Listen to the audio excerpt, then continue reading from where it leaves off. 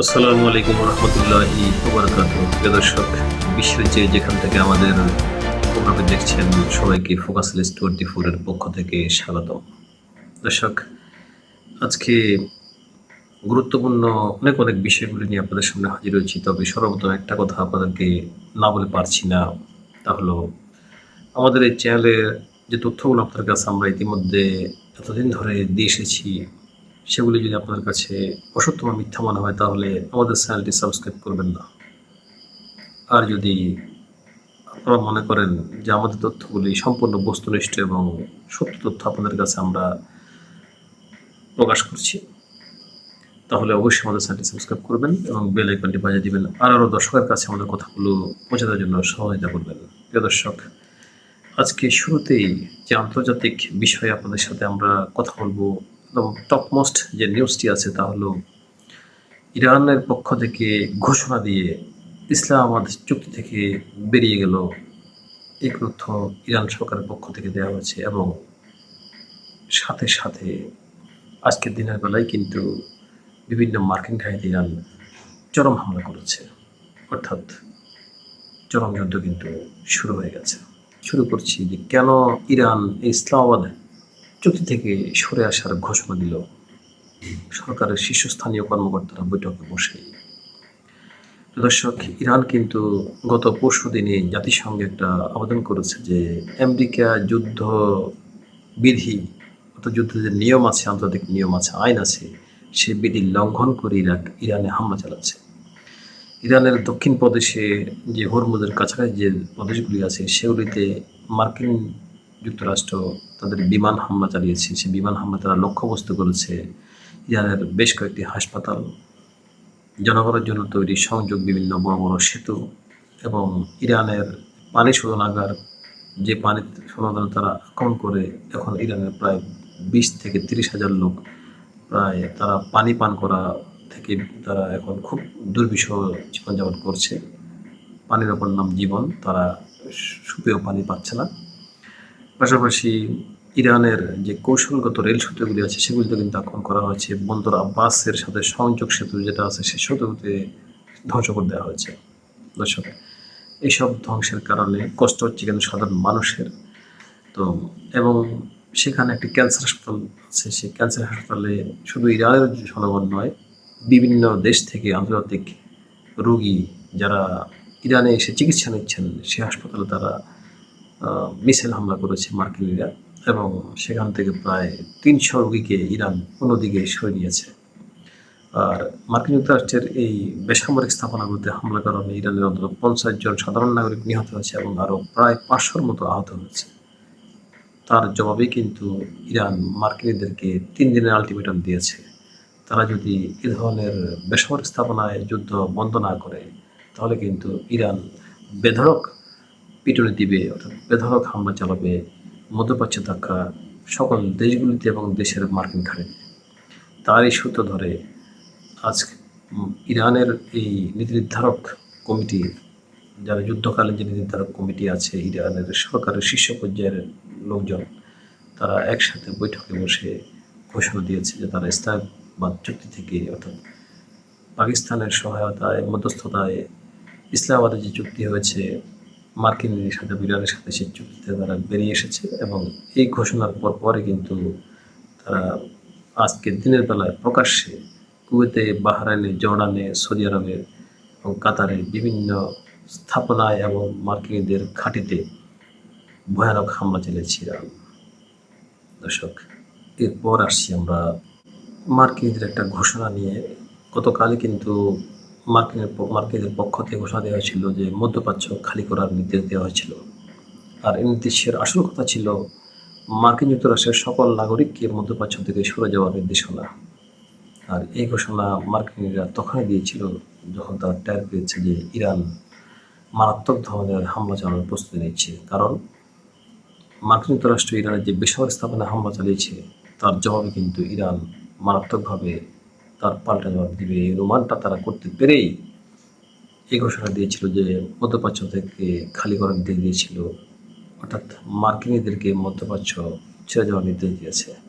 আর এই নির্দেশ দেওয়ার একদিন পরে কিন্তু ইরান দিনের বেলায় হামলা করে বসে। বিভিন্ন দেশগুলিতে। ইরানের এই হামলার তথ্য প্রচার করতে গিয়ে মার্কিন সবচেয়ে গুরুত্বপূর্ণ গণমাধ্যমের মধ্যে একটি মাধ্যম এক্সিওস নিউজ বলেছে যে সৌদি আরবে মার্কিনরা বড় ধরনের একটা শিক্ষা পেয়েছে, যেটাকে উচিত শিক্ষা হিসাবে অভিহিত করা হয়েছে। বিষয়টা বিশ্লেষণ করছে এমনভাবে যে আজ সৌদি আরবে ইরানের পক্ষ থেকে যে হামলা করা হয়েছে মার্কিন খাঁড়িতে, সেখানে মার্কিন জেট ফাইটার তো ধ্বংস হয়েছে এবং মার্কিনদের অনেক সেনা হতাহতের খবরও কিন্তু তৈরি হয়েছে এই এক্সিওস নিউজের মাধ্যমে। অর্থাৎ এমন বিষয়টা এক্সিওস নিউজ এভাবে বলছে যে আজকে সৌদি আরবে মার্কিনদের একটা উচিত শিক্ষা হয়েছে বলে তারা প্রকাশ করেছেন তাদের গণমাধ্যমে, এবং এই প্রচার নিয়ে কিন্তু পুরো আমেরিকাতে বিশেষ সাড়া পড়ে গেছে আমেরিকান সাধারণ জনগণদের মধ্যে। মধ্যপ্রাচ্য বিষয়ে আন্তর্জাতিক বিশ্লেষকরা মনে করছেন এবং ইরানও বলছে যে আমেরিকা তাদের যে ভিন্ন কৌশল, অর্থাৎ যুদ্ধের যে সাধারণ সিস্টেম, যে সামরিক ঘাঁটি বনাম সামরিক ঘাঁটিতে আক্রমণ অথবা সামরিক স্থাপনা আক্রমণ, সেটা ছেড়ে মার্কিনরা যখন ইরানের বেসামরিক স্থাপনা আক্রমণ করা শুরু করেছে, সাধারণ মানুষের উপর আক্রমণ করা শুরু করেছে, এটা কিন্তু যুদ্ধের একটা অপকৌশল, যেটাকে সেকেন্ড কৌশল হিসেবে কিন্তু অনেক জায়গায় অভিহিত করা হয়। আর এই কৌশল মার্কিনরা গ্রহণ করার একমাত্র কারণ হচ্ছে ইরানকে কোণঠাসা করা। তাদের উদ্দেশ্য কিন্তু ভিন্ন, মূলত হরমুজ শুধু নয়, এবং ইরানের উপরে তারা বিভিন্ন রকমের পৈশাচিক আগ্রাসন চালানোর কিন্তু এটা একটা প্রথম ধাপ, এবং এরপরেই তারা সেখান থেকে সাধারণ জনগণকে সরিয়ে দিয়ে সেখানে মার্কিন স্থলবাহিনী হয়তো নামানোর তারা চিন্তাভাবনা করছে। আর তারই জবাবে কিন্তু ইরান উপর্যুপরি ব্যবস্থা নিয়েছে। তারা ওই এলাকাগুলোতে সরাসরি সড়ক পথে শত শত ট্রাক, অর্থাৎ সেনাবাহিনী যে পরিবহনগুলো ব্যবহার করে সেই সেনা ট্রাকগুলি দিয়ে তারা যথেষ্ট পরিমাণ সেনা সেখানে মোতায়েন করেছে, এবং পাশাপাশি সেখানে তাদের আর্টিলারি যে সমস্ত অস্ত্রগুলি আছে সে সমস্ত আর্টিলারি বাহিনী তারা সেখানে নিয়োগ করেছে ইরানের পক্ষ থেকে। টোটালি আগে যে পরিমাণ নিরাপত্তা সেখানে ছিল, অর্থাৎ নিরাপত্তা নয়, যে ব্যবস্থাপনা ছিল যুদ্ধের জন্য, তার চাইতে কঠিন ব্যবস্থাপনা নিয়েছে ইরান।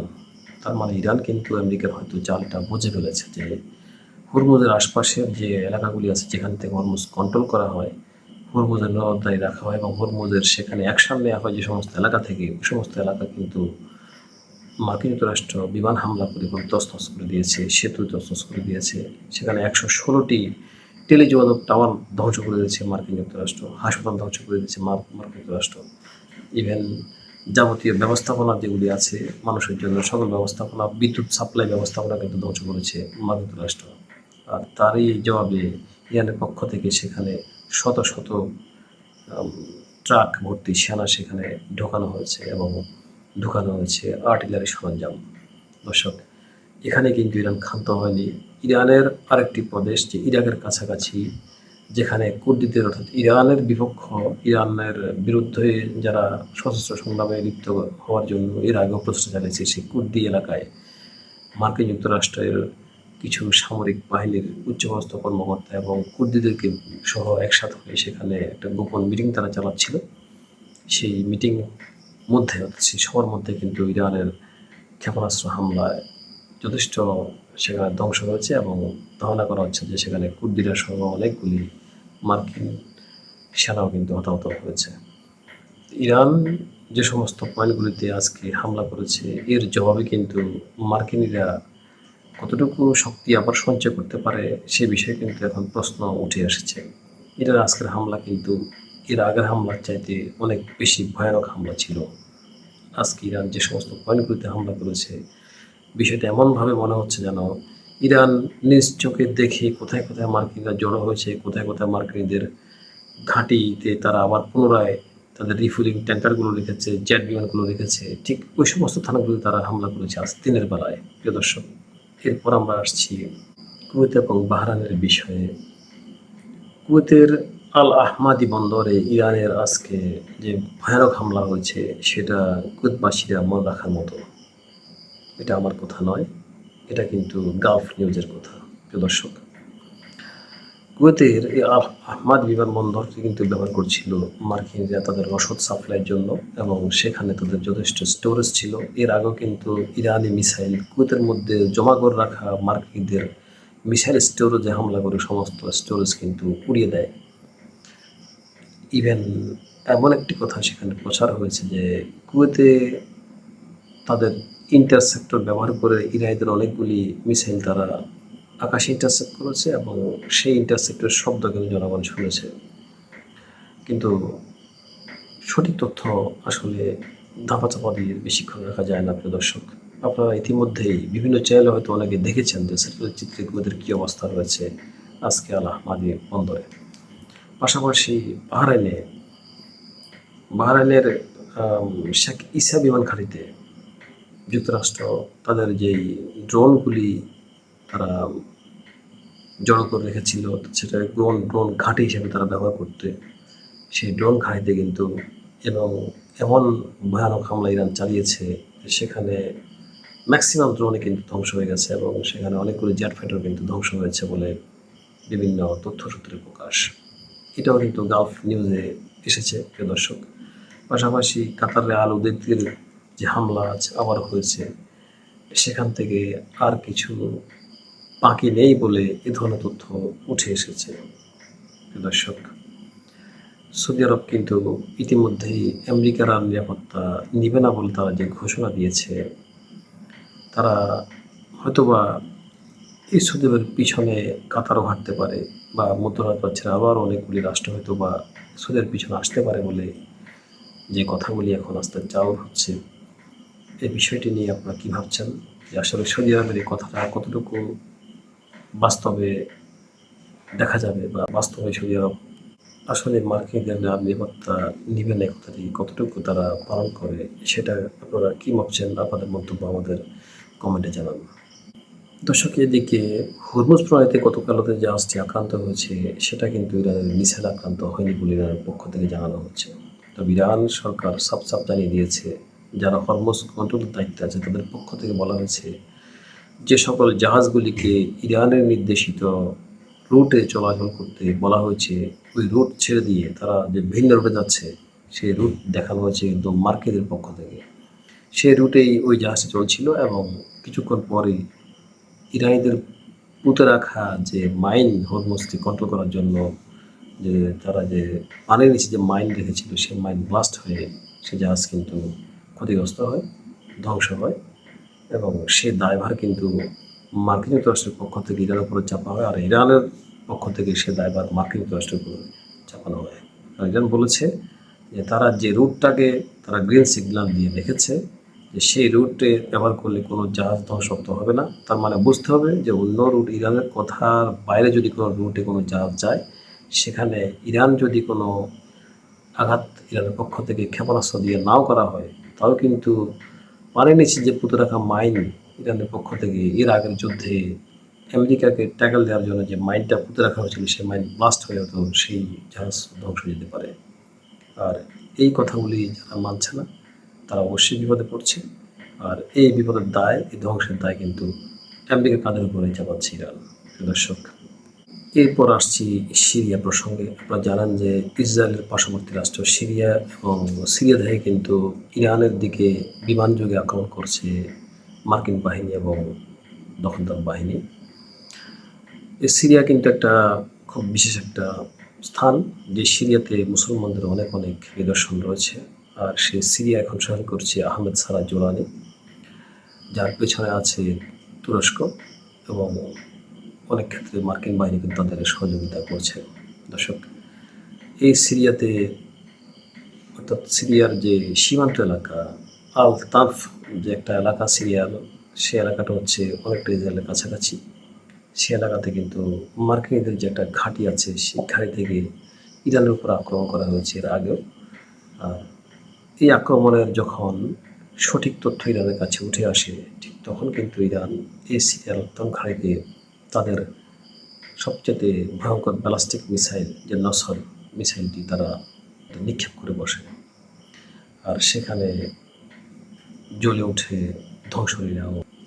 দর্শক, এরপরও যদি সিরিয়ার শিক্ষা না হয় তাহলে হয়তোবা কিয়ামত পর্যন্ত আর সিরিয়ার শিক্ষা হবে কিনা একমাত্র আল্লাহ জানে। সিরিয়াতে এর আগে বাশার আল আসাদ সরকার, যেটাকে ইরানের মদতপুষ্ট সরকার বলে অনেকেই বলতো, সে বাশার আল আসাদ সরকার থাকা অবস্থায় নেতাকাকুর রাষ্ট্র, দখলদার রাষ্ট্র তেমন কোনো সুবিধা করতে পারতো না। আর সেজন্য বাশার আল আসাদ সরকারকে এখান থেকে বিতাড়ন করার পরপরই দখলদার রাষ্ট্রটি উপর্যুপরি বিমান হামলা করে সিরিয়ার সমস্ত বিমান ঘাঁটিগুলোকে ধ্বংস করে ফেলে এবং সমস্ত সামরিক ঘাঁটিগুলোকে তারা ধ্বংস করে ফেলে, সিরিয়ার সমস্ত আকাশ প্রতিরক্ষাকে ধ্বংস করে ফেলে। এখন সিরিয়াতে কোনো প্রতিরক্ষা ব্যবস্থা নাই বললেই চলে। আর সিরিয়ার বর্তমান যে সরকার প্রধান আহমেদ সালাহ জুলানি, আমরা এর পূর্বে কিন্তু তার অনেক ভালো ভালো বক্তব্য ইতিমধ্যে আমরা গণমাধ্যমে শুনেছি, কিন্তু আসলে ভিতরে তার সাথে যে নেতারা কোনো যোগাযোগ নেই তার কিন্তু বলার অপেক্ষা রাখে না। কারণ ইতিমধ্যেই এই আহমেদ সালাহ জুলানি সরকার সিরিয়ার রাজধানী থেকে 20 কিলোমিটার অদূরে সেখানে নেতাকাকু অর্থাৎ দখলদার রাষ্ট্রের অর্থায়নে একটা হাসপাতাল তৈরি করছে। যে হাসপাতাল তৈরি করার জন্য সবার প্রশ্ন হলো, এই আহমেদ সালাহ জুলানি কীভাবে তাদেরকে এই অনুমতি দেয় যে সেখানে জাস্ট তাদের রাজধানীর অদূরে 20 কিলোমিটারের মধ্যেই, অর্থাৎ 20 কিলোমিটার দূরত্বেই তাদের একটা হাসপাতাল তৈরি করা, তার পারমিশন কীভাবে দেওয়া হলো? এটা কিন্তু একটা বড় প্রশ্ন প্রিয় দর্শক। এর পাশাপাশি এখানে আরেকটা প্রশ্ন যোগ হয় যে গোলান মালভূমি, যেটা সিরিয়ার অংশ হিসেবে সিরিয়া দাবি করে, আর এই গোলান মালভূমিতে এখনো পর্যন্ত দখলদার রাষ্ট্রের যে ঘাঁটি সেনাঘাঁটি তারা তৈরি করে রেখেছে, সেখান থেকে চতুর্দিকে তাদের নজরদারি রাডার স্থাপন করেছে। সব কিছু কিন্তু জোলানি অবশ্যই জানে। এর আগেও জোলানি কয়েকবার সেই গোলান মালভূমি দখল করার ঘোষণা দিলেও সেটা শুধু ঘোষণায় থেকে যায়, আসলে বাস্তবে কোনো কাজে আসেনি। তার এই ঘোষণার পরে আহমেদ সালাহ জুলানির কোনো পদক্ষেপ এই পর্যন্ত দেখা যায়নি এই গোলান মালভূমি থেকে দখলদার বাহিনীকে উচ্ছেদ করার জন্য। দর্শক, শেষ করছি আরেকটা নিউজ দিয়ে, যেটা আসলে ছাপিয়েছে নিউ ইয়র্ক টাইমসের পক্ষ থেকে বলা হয়েছে যে বর্তমান নিউ ইয়র্কের যিনি মেয়র আছেন জোহরান মামদানি, তিনি স্পষ্ট ঘোষণা দিয়েছেন যে সামনে আসন্ন জাতিসংঘের সাধারণ বৈঠকে যদি নেতাকাকু সেখানে যায় তাহলে তাকে গ্রেপ্তার করা হবে। দর্শক, আমেরিকার সবচেয়ে Shahjahan mayor, new York city mayor এই জোহরান মামদানি, তিনি তার নির্বাচনী ইশতেহারও কিন্তু তারা বলেছেন, যখন নেতাকাকু দিনের পর দিন আকাশ থেকে বোম ব্লাস্ট করে নিরীহ ফিলিস্তিনিদের এবং ফিলিস্তিনি শিশুদেরকে হত্যা করেছে, তার প্রতিবাদী কিন্তু তার নির্বাচনী প্রচারণায় তিনি এই কথাগুলো বলেছেন যে তিনি যদি তাকে পেয়ে যান তাহলে অবশ্যই গ্রেপ্তার করবেন, যদি আমেরিকাতে নেতাকাকুকে তিনি এভাবে পেয়ে যান। তো নিউ ইয়র্ক কিন্তু জাতিসংঘের সদর দপ্তর, সেটা আপনারা জানেন। আর কিছুদিন পরেই সেখানে সাধারণ সভা অনুষ্ঠিত হবে, সেখানে অবশ্যই নেতাকাকু অংশগ্রহণ করার কথা। অংশগ্রহণ করতে গেলে তাকে গ্রেপ্তার করবেন কিনা এই প্রসঙ্গে সাংবাদিকরা তাকে যখন জিজ্ঞাসা করে জোহরান মামদানিকে, তিনি স্পষ্টভাবে বলেন অবশ্যই তাকে গ্রেপ্তার করা হবে এবং নিউ ইয়র্কের যে আইন আছে এবং যুক্তরাষ্ট্রের যে আইন আছে, আইন মোতাবেক যদি কোনো সমস্যা না থাকে অবশ্যই তিনি গ্রেপ্তার করবেন এবং সেই বিষয়ে তিনি পিছপা হবেন না। দর্শক, আসলে কি জোহরান মামদানি এই নেতারাও গ্রেপ্তার করতে পারবেন? আপনাদের কি মনে হয়? আপনাদের কাছে আজকে প্রশ্ন হয়ে গেলাম। আর আরও তথ্য আমরা আপনাদের কাছে যেটা সত্য এবং বস্তুনিষ্ঠ বলে মনে হয় সেগুলো দ্রুত আপনাদের সামনে নিয়ে আসার জন্য বদ্ধপরিকর, এবং আপনাদের কাছে আবারও অনুরোধ করছি আমাদের চ্যানেল সাবস্ক্রাইব করবেন এবং চোখ রাখবেন আমাদের এই চ্যানেল ফোকাস 24-এর স্ক্রিনে। দেখা হবে ইনশাআল্লাহ আবারও। আজ পর্যন্তই, ধন্যবাদ সবাইকে।